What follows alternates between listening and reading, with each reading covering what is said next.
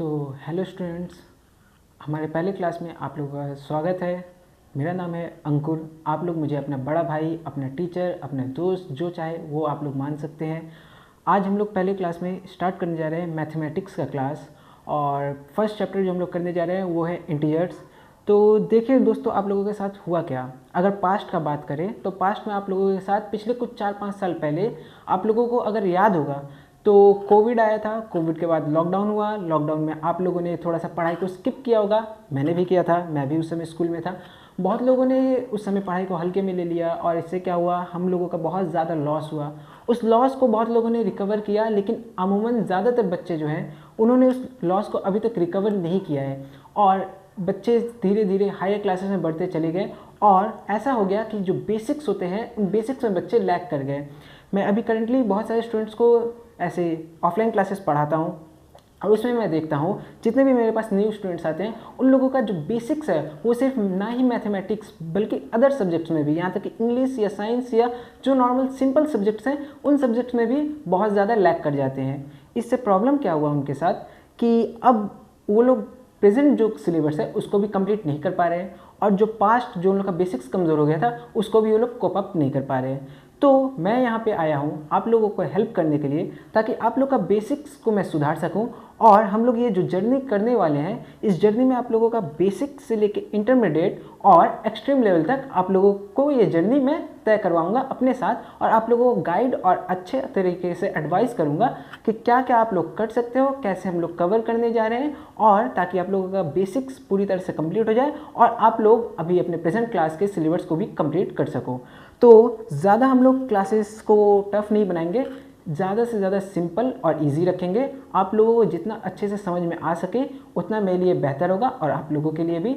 अगर कहीं भी आप लोग को कोई डाउट हो या कोई प्रॉब्लम हो, या फिर अगर क्लास में आप लोगों को कोई भी चीज़ ऐसा लग रहा है जिससे आप लोगों को एरर क्रिएट हो रहा है, तो आप लोग कमेंट सेक्शन में मुझे बता दीजिएगा, ताकि अगले क्लासेस में मैं उन चीज़ों को ठीक कर सकूं।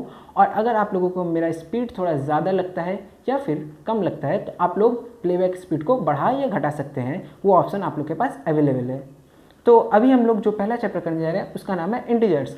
आप जो सारे बच्चे हैं आप लोगों ने नंबर लाइन तो पढ़ा ही होगा पहले क्लासेस में। अगर आप लोगों को याद होगा क्लास 1 में, क्लास 2 में, तो नंबर लाइन तो आप लोग को याद होगा। नंबर लाइन में आप लोगों ने क्या पढ़ा होगा, देखिए।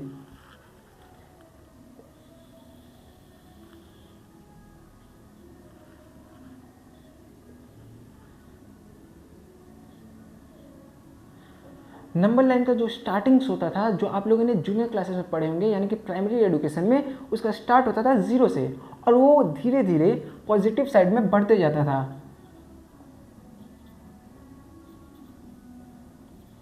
और ये धीरे धीरे जाके इन्फिनिटी तक जाता था। इन्फिनिटी मतलब जो कि अनंत हो, अनंत मतलब जो कभी जिसका कोई अंत ना हो, जो ख़त्म नहीं होता है। तो ये होता था नंबर लाइन। इंटीजर्स में क्या होता है, सिक्के के दो पहलू होते हैं, हेड और टेल। दुनिया में अच्छाई है तो बुराई भी है। वैसे ही अगर पॉजिटिव नंबर्स होते हैं, इस दुनिया में एग्जिस्ट करते हैं, तो नेगेटिव नंबर्स भी होते हैं। नेगेटिव नंबर्स का मतलब क्या होता है,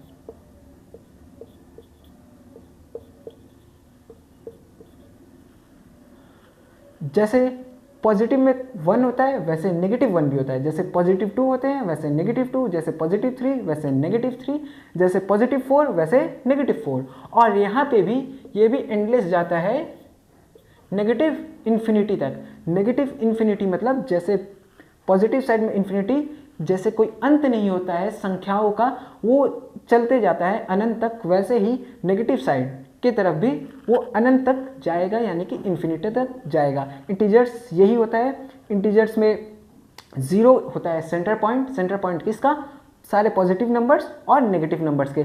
0 एकमात्र ऐसा अंक है, ऐसा संख्या है जिसका ना कोई पॉजिटिव होता है ना ही कोई नेगेटिव होता है।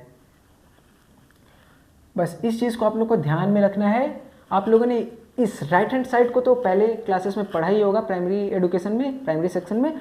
लेकिन अब क्या होगा, जब आप लोग सीनियर क्लासेस में आ जाते हो तो आप लोग को इंटीजर्स जान कर रखना बहुत ज़्यादा ज़रूरी है, क्योंकि इंटीजर्स वो बेस है जो कि आगे जाके आपके हर क्लासेस में काम आने वाला है। अगर आप लोगों ने इसको इग्नोर किया होगा तो मैं गारंटी के साथ कह सकता हूँ कि बहुत सारे बच्चे होंगे, सारे नहीं बहुत सारे बच्चे होंगे जो क्लास 8, 9, 10 में इंटीजर्स के basic addition, subtraction, multiplication, division में मिस्टेक करते होंगे, क्योंकि आप लोगों को वो जो रूल्स होते हैं इसके उसको आप लोगों ने इग्नोर किया होगा, आप लोगों ने ध्यान नहीं दिया होगा, या फिर आप लोगों ने किया होगा तो आप लोग भूल चुके होंगे।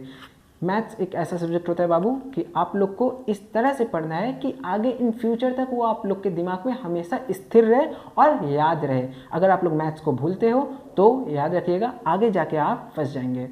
तो अब जो मैं करवाने जा रहा हूँ इसको बहुत अच्छे से ध्यान दीजिएगा, क्योंकि आगे के जो क्लासेस में हम लोग आगे चैप्टर्स में बढ़ेंगे, याद रखना इंटीजर्स का बहुत बहुत ज़्यादा काम आने वाला है। इसके रूल्स को आप भूलना बिल्कुल नहीं। जैसे एक रूल होता है बॉडमास रूल,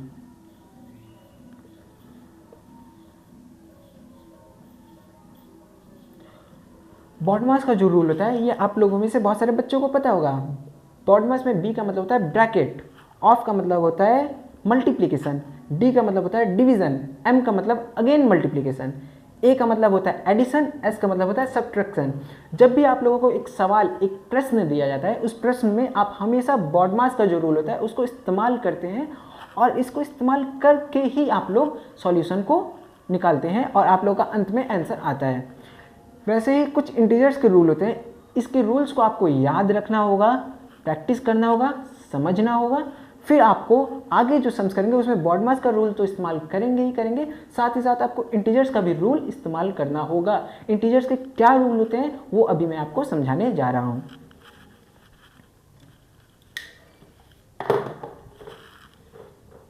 होप आप लोगों को यहाँ तक अभी तक समझ आ गया होगा। अगर समझ में आ गया होगा तो हम लोग आगे बढ़ते हैं, और अगर ना समझ में आया हो तो आप लोग रिवाइंड करके दोबारा प्ले करिए और आप लोग समझने की कोशिश कर सकते हैं। अगर फिर भी ना समझ में आए तो आप लोग मेरे को कमेंट में बता दीजिएगा, ताकि अगले क्लास में मैं उसको आपके जो भी डाउट्स रहेंगे उनको दोबारा क्लियर कर सकूँ, दोबारा एक्सप्लेन कर दूँगा।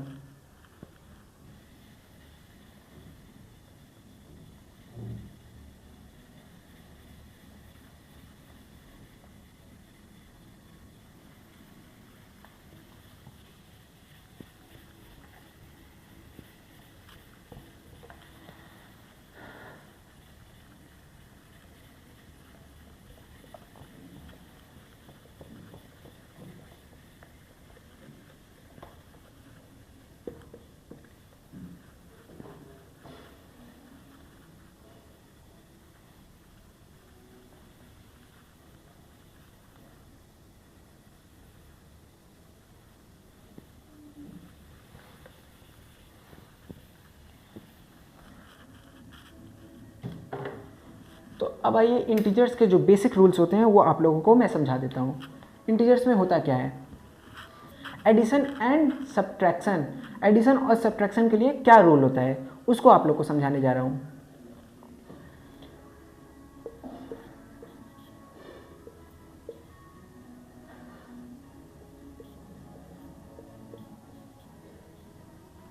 सपोज आपके पास दो नंबर है, दो नंबर क्या है आपके पास, +2 और +2 है। आपको पता है इंटीजर्स में प्लस और माइनस दो तरह के नंबर्स हो सकते हैं, या तो पॉजिटिव या तो नेगेटिव। यहाँ पे आपके पास जो दो नंबर है वो दोनों अगर पॉजिटिव होते हैं तो पॉजिटिव केस में आप लोग के साथ क्या होता है, पॉजिटिव में आपको इन दोनों को प्लस करना है, और प्लस करने में आपको करना क्या होता है, आपको सबसे पहले सिंबल्स को देखना पड़ता है। इन सिंबल्स को अगर देखिएगा आप, यहाँ पे एडिशन है और यहाँ पे एडिशन है। याद रखिएगा एडिशन और सब्ट्रैक्शन में होता क्या है, addition and addition is equals to always addition. जब प्लस और प्लस रहेंगे तो वो प्लस ही होंगे, अगर सब्ट्रैक्ट और सब्ट्रैक्ट रहेंगे तो वो भी प्लस होंगे। अगर दो संख्या आपके पास है दोनों नेगेटिव है तो वो दोनों संख्या आपस में जुड़ेंगे यानी कि ऐड होंगे। और इसी तरीके से अगर एक संख्या पॉजिटिव में दूसरा नेगेटिव में है, एक नंबर पॉजिटिव में है दूसरा नेगेटिव में है, तो यहाँ पे आपका हो जाता है सब्ट्रैक्शन यानी कि माइनस। और अगर पहला संख्या आपका माइनस है और दूसरा प्लस है तो यहाँ पे हो जाएगा अगेन माइनस, फिर से माइनस ही होगा। यानी कि जब दोनों संख्या प्लस में रहेंगे तो ही प्लस होगा, दोनों संख्या माइनस में रहेंगे तो ही प्लस होगा। अगर एक प्लस एक माइनस, एक माइनस एक प्लस रहेगा तो दोनों माइनस ही होंगे। अब जैसे कि इस केस में यहाँ पे दोनों संख्या प्लस में है तो आप लोगों को एडिशन तो आता ही होगा, ऑब्वियस सा बात है, जो क्लास 1 में आप लोगों ने किया होगा या क्लास LKG में किया होगा। 2 + 2 क्या होता है 4। अच्छा एक बात याद रखिएगा, इसको कहते हैं symbol. Symbol of what? Symbol of integers. Integers के सिंबल इनको कहा जाता है। दो ही तरह के सिंबल होते हैं, याद रखिएगा, एक पॉजिटिव एक नेगेटिव। जीरो में कोई सिंबल ही नहीं होता है। तो हर संख्या में या तो पॉजिटिव या तो नेगेटिव होता है। जब दो संख्या है जिनमें दोनों पॉजिटिव है तो ये दोनों होने चाहिए रूल के मुताबिक प्लस। तो हम लोगों ने प्लस किया, 2 और 2 को प्लस किया तो आया 4। और लास्ट में आपको यहाँ पे आंसर में सिंबल ही शो करना होता है। याद रखिएगा, इंटीजर्स में हमेशा संख्याओं के साथ एक सिंबल जुड़ा हुआ रहता है, या तो पॉजिटिव या तो नेगेटिव। जब दोनों पॉजिटिव है, दोनों प्लस हो रहे हैं, तो आपको देखना होता है यहाँ पे डिजिट कौन सा बड़ा है। डिजिट यानी कि सिंबल को अगर नेगलेक्ट करिए और डिजिट देखिए, यहाँ भी 2 है यहाँ भी 2, दोनों बराबर है, तो आप दोनों में से किसी का भी सिंबल लिख दीजिए, वो चलेगा। अब ये तो हो गया एडिशन के लिए। अब अगर आप लोग के मन में सवाल आ रहा होगा कि अगर सब्ट्रैक्शन हुआ तो सब्ट्रैक्शन में हम लोग क्या करेंगे, तो आइए वो भी देखते हैं।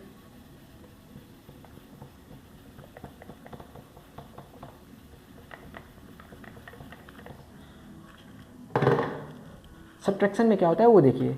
सपोज आपके पास एक संख्या है +7 और एक आपके पास है -5।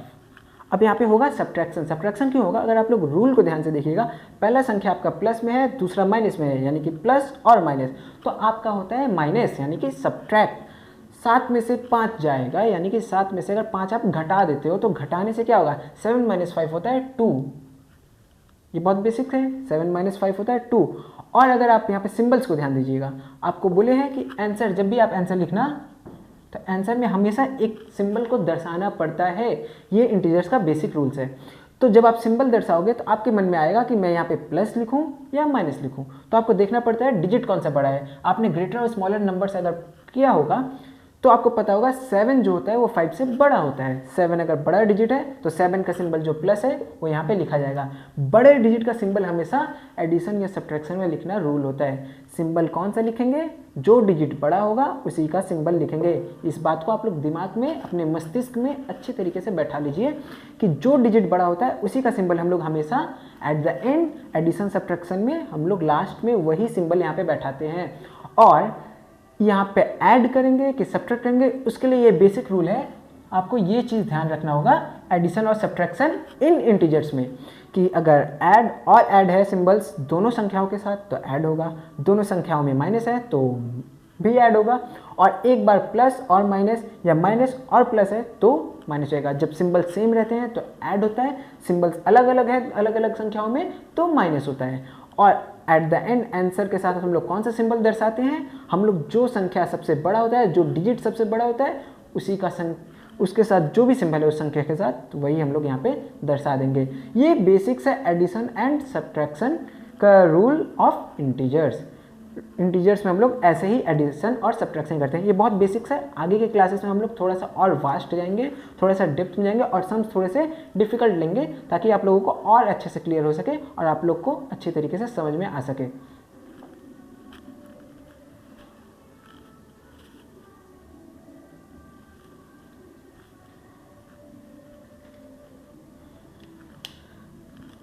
अब आप लोग को थोड़ा सा बेसिक समझा देता हूँ, डिवीजन और मल्टीप्लिकेशन के लिए क्या रूल होता है इंटीजर्स में।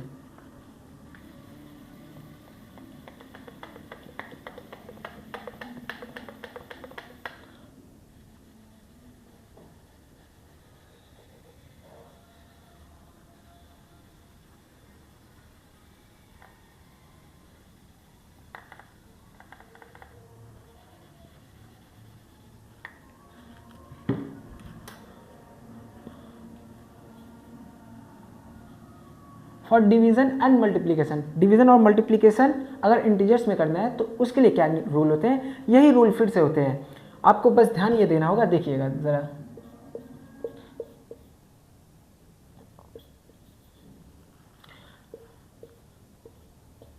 आपके पास दो संख्या है, एक +7 एक +8। यहाँ पे आपको करना क्या है? आपको करना है मल्टीप्लाई, यानी कि मल्टीप्लिकेशन। आपको यहाँ पे गुणा करना है दो नंबर को।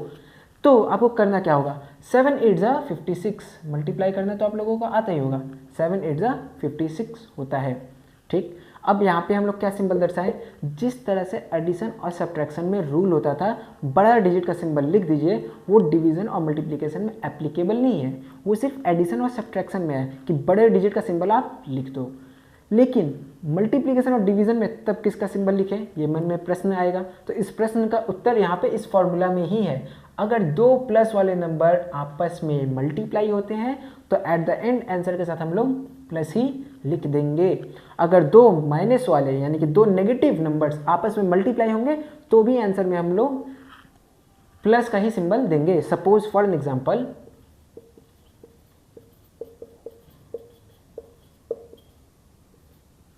अगर आपके पास -7 इंटू -8 करते हैं, अब यहाँ पे दो संख्या जो है वो आपस में माइनस हो रहे हैं और इसमें दोनों नेगेटिव है, तो ध्यान दीजिएगा 7 8 से पहले आप मल्टीप्लाई करिएगा तो 56 ही आएगा। 7 8 56 सही है।